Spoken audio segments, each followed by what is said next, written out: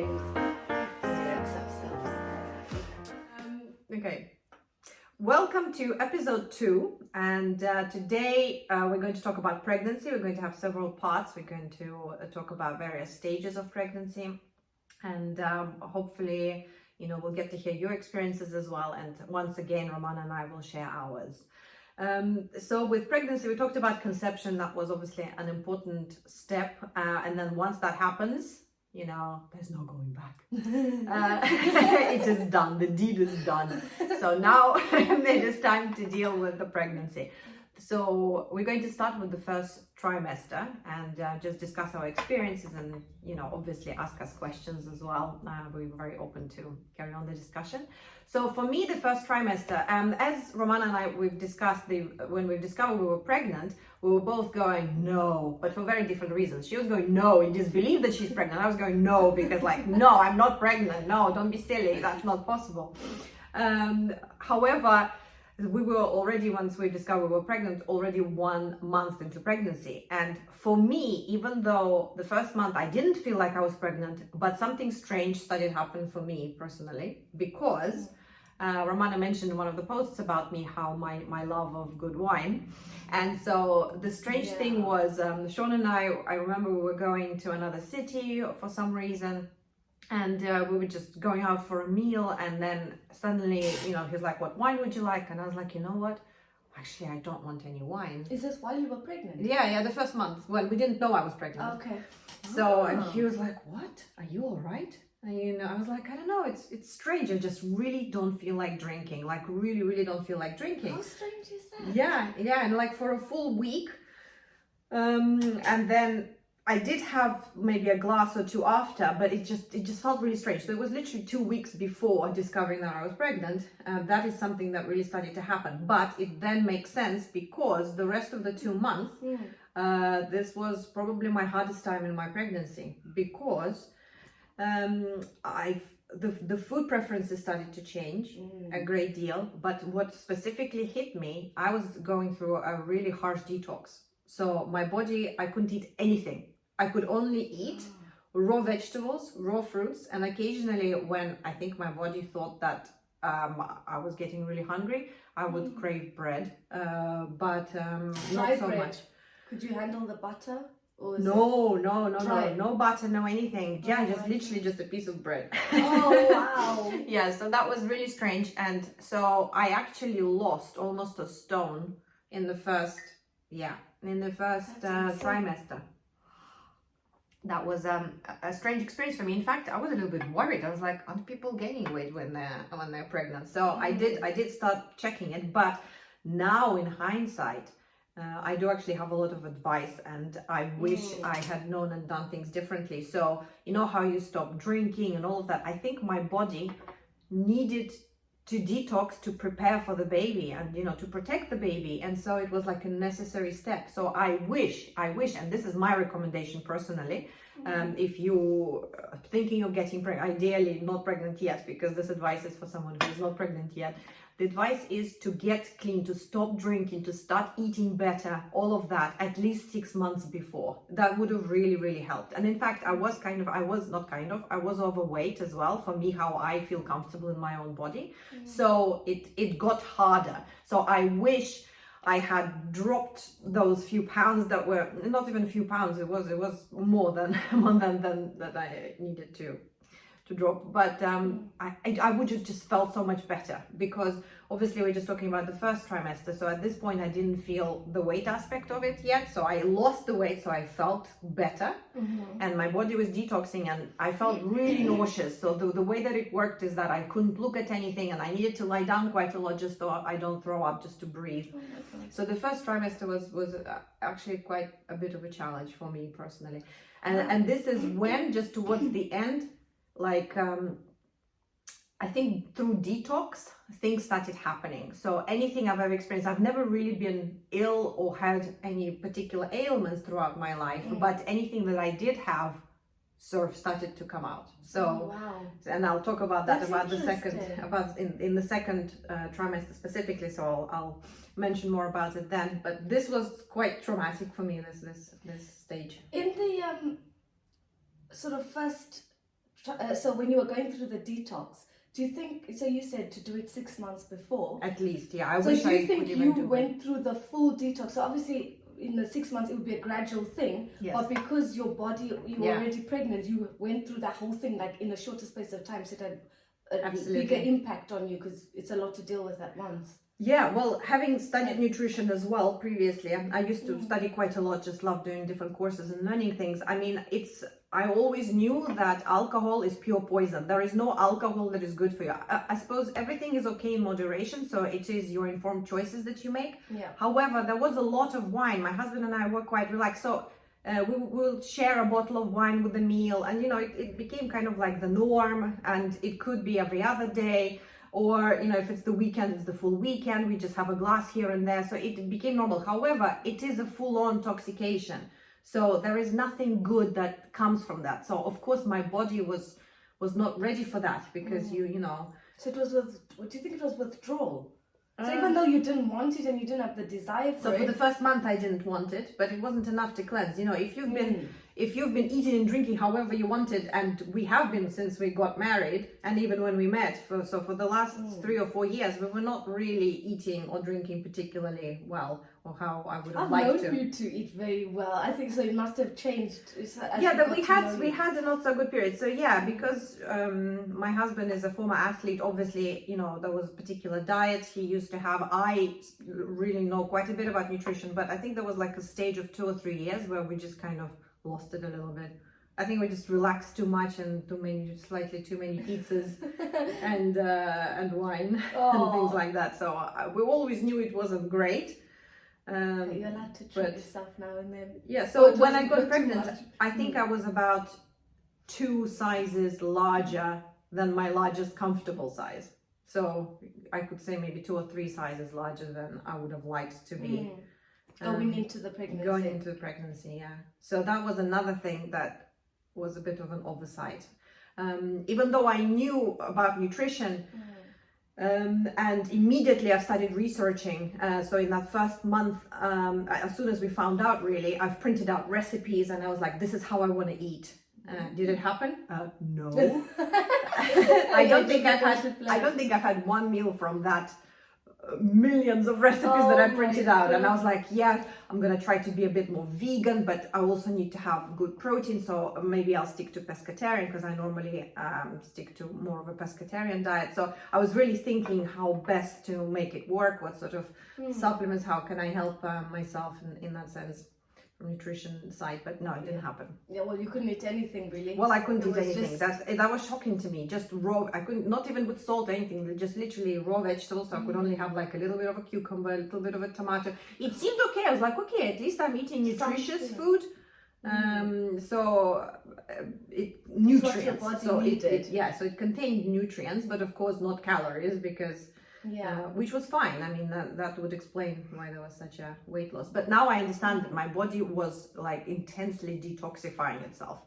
So this would, I wish this is the one thing I would have definitely really liked to change. I would have really liked to exercise, move a bit more, be my size, feel more comfortable in my own body, and also start with the non-drinking and eating better before getting pregnant.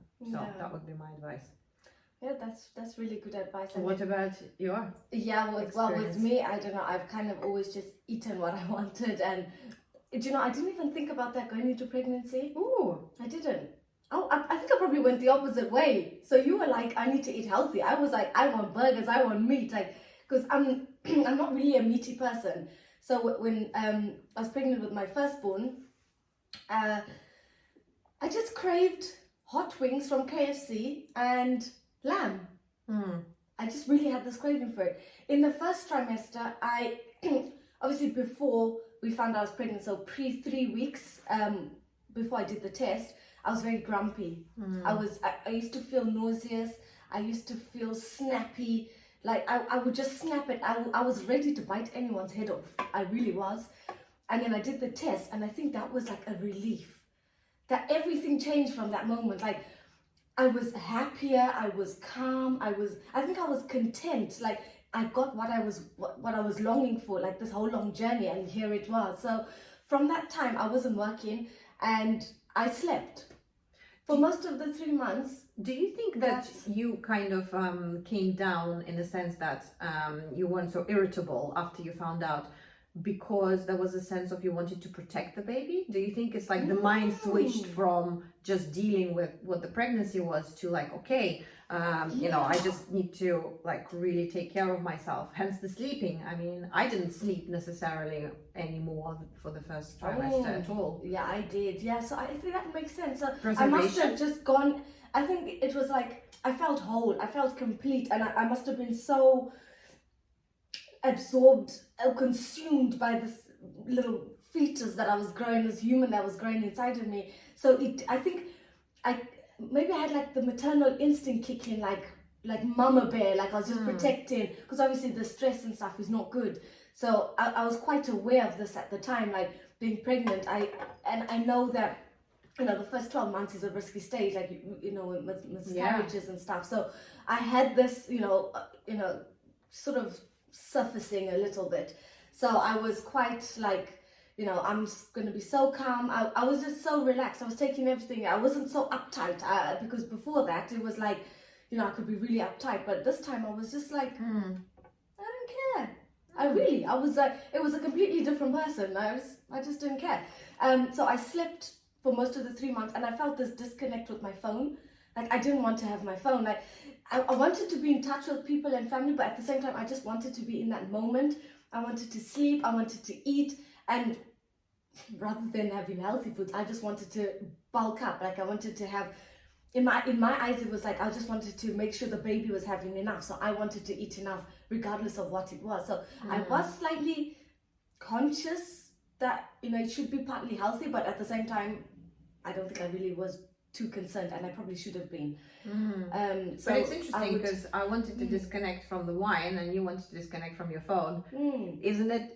Did we want to disconnect from our addictions in the time when something more important was happening? Yeah, I wonder. I think because with the phone, definitely. Because you're on the phone a lot. I am on the phone a lot, and I find like if I'm, as you're saying, like I'm not occupying myself, I'm not learning, I'm not working on something for me, then I tend to be on my phone and I'm scrolling, right? And then I sort of thought like I'm scrolling and I'm looking at all these people kind of living their life, but that's not doing nothing for me. So I kind of switched, and it was like the more I started focusing on what I wanted to do, I didn't have time to do that. Like even now doing this channel, I hardly scroll through people's stories, feeds and all the rest of it. I'm so focused. Time. Exactly. So I think with the phone, like with the pregnancy, I was just so focused on the being pregnant and protecting this baby, and I think it was just an overjoyed feeling, like nothing else mattered. So that's your first pregnancy? Yeah. Was it similar to the second? God, no. Absolutely not. No. So second pregnancy. The first trimester specifically? The first trimester. So obviously it came after the miscarriage. So there was that slight worry of, is it going to happen again? Yeah. And then also I had a toddler running around. So I'm pregnant and I've got this toddler that she wants to be carried. And in one sense, I didn't want to neglect her, which I didn't. But at the same time, I wanted to protect this baby. And I was thinking, you know, am I doing too much? I'm bending, you know, the miscarriage. I had that playing on my mind, like, is it going to happen again? Did the doctors tell you, for example, not to lift heavy things, or did they give you any instructions? Well, I think because the miscarriages are quite a normal thing. It's just like in any pregnancy, don't do too much, don't be lifting, don't be bending, picking heavy things up. But you know, it wasn't like specific because I had the miscarriage, like don't do this. It was just the general advice that you get. General advice. Because I heard that if, for example, you're doing sports and you are in that field and it's something that's normal that you do, even if it's weightlifting, it's perfectly okay to carry on. Because it's something your body is used to. I think the main advice from what I remember is don't start anything strangely new, you know, something that your body is not familiar with, a new type of exercise or something strenuous that you haven't done before. So that's what I remember. Yeah. So I was quite, it was a bit of a worry in that first trimester. I just wanted to get the other side, you know, get in the second trimester. Then, you know, it's a little bit more safe.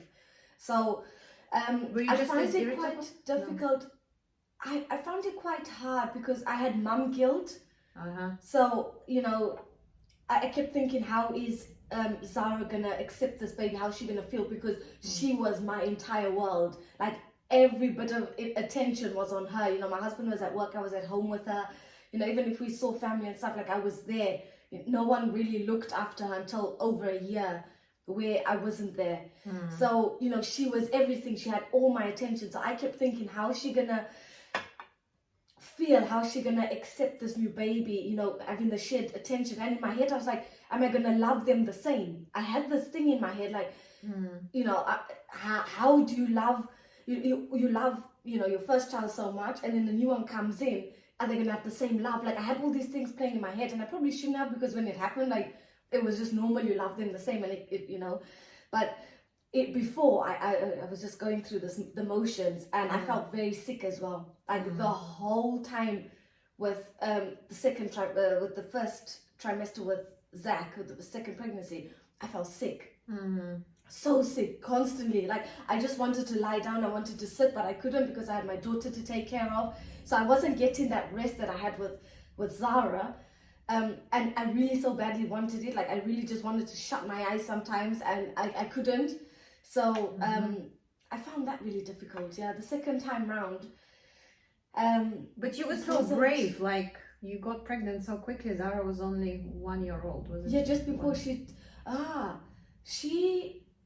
So the first time was just before she turned 1, and then the second time she was 1 and a few months. Did you think that the second pregnancy, like you didn't expect it to be difficult, and that's maybe why you didn't even think how it would be having a toddler and being pregnant? Wow. Because the first pregnancy was nicer. It kind of was more... Yeah, so in general, the first pregnancy was amazing. Like I absolutely loved the whole thing. I relished in being pregnant. I just enjoyed it so much. And I didn't feel sick as much, like, you know, and I didn't have another toddler to run around. I wasn't working, so I didn't have really any pressure or stress in that sense. So I was just in that moment. And then with Zach, it was different. So I wasn't working, but I had my daughter, and I forgot what your question was. I can't remember it. You asked a question. Yeah, I asked about if you thought that the second pregnancy would be potentially just as easy, and that's why you didn't even consider how it was going to be like being pregnant with such a small child, with a toddler. Because I would have preferred, like if I was ever planning, I like to plan things. If I ever planned, not that I am, to have other children, I would kind of space it out a bit more. I think also medically they say you need at least a full year to fully recover, which you had. Yeah, because I had a C-section as well. Right. Yeah. Okay. But I would have thought maybe a 3 or 4 year gap is like a nicer. Yeah, I couldn't. No. I didn't want to go through the baby phase again. So like in my head I was like, while I'm having no sleep now, I'm sleep deprived now, I've got all the baby stuff out now, get it over and done with. And I wanted that close gap between Zara and Zach. Okay. So that was very intentional, definitely. Right. So in my head I was like on a clock. Like I wanted to have a year. It was 2 years. 2 years between. So she was 1, and then the pregnancy. Yeah. So so when I first got pregnant and it miscarried, like that would have been exactly 2 years, but now it's, you know, a year, 2 years and 2 months, roughly. But yeah, no. So the second pregnancy, I thought it might be easier, slightly, but then I was also scared. I think when we you were more scared because of what you went through, because of the whole miscarriage before and all that. So I was more scared of the pregnancy because of a potential the C-section. So because of how it ended, like later on, I was more scared to go through that. This was our experience that we had for our first trimester being pregnant. Let us know if you've been pregnant. How was it for you? Did you have any interesting revelations? Did you psychically somehow feel that you were pregnant for the first month? Did you know that was happening? Let us know, ask us questions, and we'll carry on the conversation. Yeah, some people actually know when they, like the right exact time, like you said, you felt pregnant the first time. I don't know how that even happens. Like how? No. Are you so intrigued? I didn't. No. I didn't know I was pregnant. is just something that this was a strange thing. I started rejecting alcohol immediately without knowing. I didn't, no. I was convinced I wasn't pregnant. This was just something. And then my husband did say, you're coming down with something. And I said, yeah, I do feel a bit weird, but no way did I link it to pregnancy. So I wouldn't give me that credit. No. I was not psychic, nor did I know that I was pregnant. Did you only have unprotected sex once to know that it was on that time? Yeah, pretty much. And then after that, it was contraception and safe? Oh, yeah. Wow. Yeah. That's insane. Yeah, I like that. Pretty much. We will be posting how the second trimester was for us, because that's when it kind of starts to change and stuff. Thank you for joining us, and we'll see you soon. Bye. Welcome to episode 2. Today we are talking about pregnancy. Episode 1, part 2. No, episode 2. Talking about pregnancy. Oh Jesus, sorry. Oh yeah. There's the outtake.